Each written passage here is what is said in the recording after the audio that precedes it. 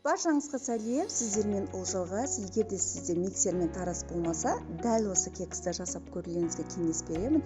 Өте жұмсақ, өте дәмді, үй жағдайында азық-түліктермен жасалынады. Бісміллә деп бастаймыз. Бізге ең әуелі 4 жұмыртқа, 1 кеседей, яғни 1 пиала сахар қажет. Осылай сахар ерігенше 2-3 минут араластырамыз.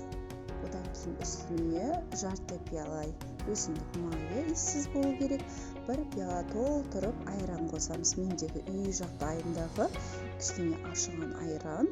Міне барлығын араластырып, бір араластырып жібереміз. Енді үстіне сухой ингредиенттер саламыз. Оның ішінде жарты пачка разогрета және де 1 пиала тола ұнды саламыз.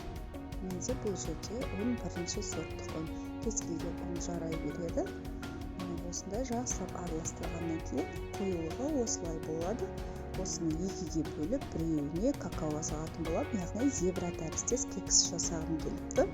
Немесе какао болмаса, осылай пісіріп алсаңыздар да аппақ әдемі кекс болып шығады. Какао араласқанша жақсылап араластырамыз.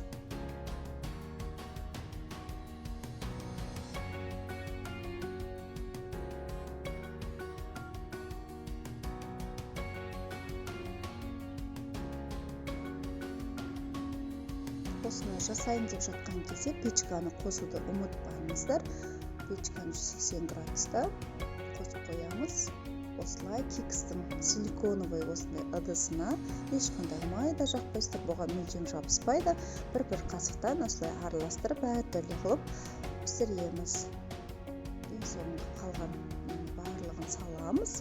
Сөйтеміз де 180 градуста 30 минутқа қойып аламыз. Міне беті ісіп, спашкамен тығып көресіздер. Спашка құрғақ болса, кекстеріңіз піскен болады.